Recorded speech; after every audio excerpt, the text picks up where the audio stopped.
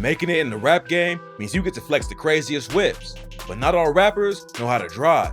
Today, we're breaking down the wildest rapper car crashes. Memo600 is a Chicago rapper known for tracks like Exposing Me, Steppers, and Do It For Vaughn. He been through a lot of wild situations coming up in the streets of Chicago, and back in June, he almost died in a serious car crash. It ain't clear exactly how it went down, but Memo hopped on Twitter after it happened and wrote, "I broke my back, I have on a back brace, and plenty more. I'm not okay, but I'm alive. Our car flipped 3 times, one of the flips knocked me out, and another one woke me up. That motherfucker was flipping like Jesse White tumbling team." Pics of the car started going around online, and it's crazy Memo and his homies survived. Memo ain't seem too pressed about the crash, but he did end up damaging his bust down AP. He said, $65,000 AP, just gone. I wanna cry so bad, just glad I'm alive. Breaking your back is definitely a painful injury, and Memo ain't think the doctor gave him enough painkillers, so he brought his own too. He went on his IG story and wrote, "On Steve, the doc gave me a perk. On my daughter, soon as he turned his head, I pop a Xanax with it. Why my goof ass start throwing up everywhere? Remind y'all, I never in my life touched a perk." After the news broke, Memo started getting trolled online with people saying he was faking injuries. So he clapped back and posted a video from inside the hospital and said, "They talking about we faking injuries. We just real niggas. That's little shit. I'm a concrete wall, you stupid ass n***. That wall ain't gonna hurt shit. That shit don't make or break us. Wrong with y'all." Luckily, Memo and his homies made it out of the situation alive because a wild crash like that could have easily killed them all.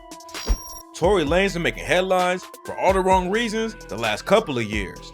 He's currently facing a felony assault case for allegedly shooting Megan Thee Stallion in the foot, and in September, Rip Michaels dropped him from his tour after Tory allegedly sucker punched August Alsina.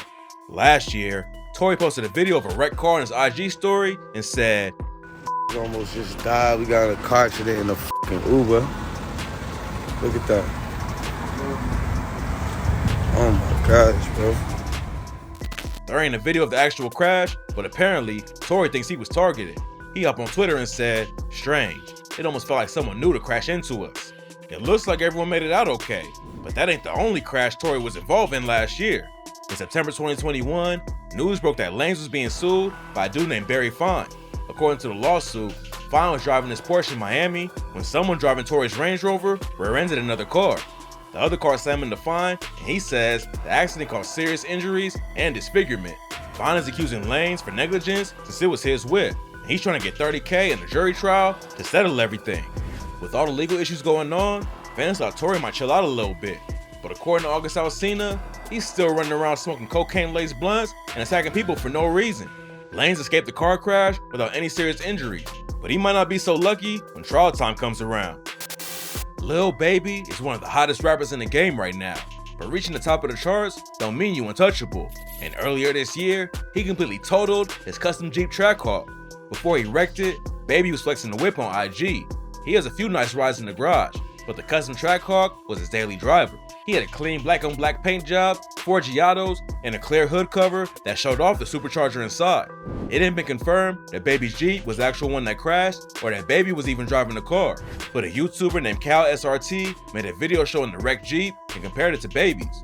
The wrecked Trackhawk had the same 4 Giottos and glass hood as the one Baby flexed on IG, but a few other parts must have been swapped out. Back in 2019, Baby got in even more trouble when videos of him laying on the ground next to his Corvette and getting arrested started going around. According to cops, Baby's Corvette failed a signal when changing lanes. It increased its speed and began passing vehicles in a reckless manner in a high pedestrian area. The cops tried to pull him over, but Baby allegedly began weaving between cars at a high rate of speed. Eventually, Baby got stuck in traffic and the cops got him for reckless driving and evading police. Later, he hopped on IG and wrote, "The police who be on that bullshit. Shout out to the ones who get you through the process ASAP." Unfortunately, Baby wrecked his Trackhawk, but it looks like he made it out of the situation without any injuries. Plus, he can afford a new one without his pockets feeling light. When most people crash their whip, they call the cops and their insurance to start working the situation out. But when NLE Choppa crashed his Hellcat while filming a music video, he just kept it pushing and filmed the video in front of the wrecked car.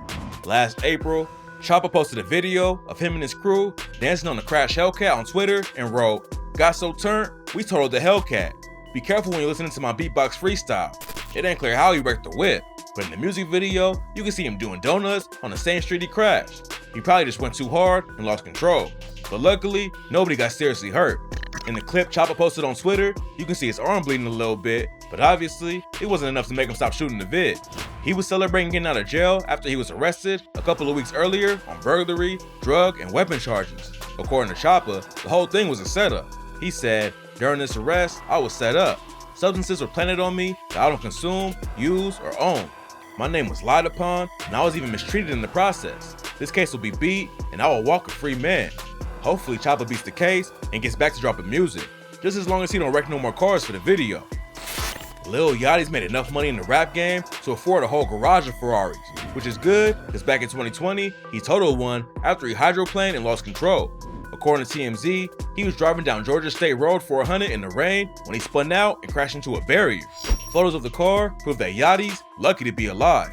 He was able to walk away from the crash with just a minor cut on his arm.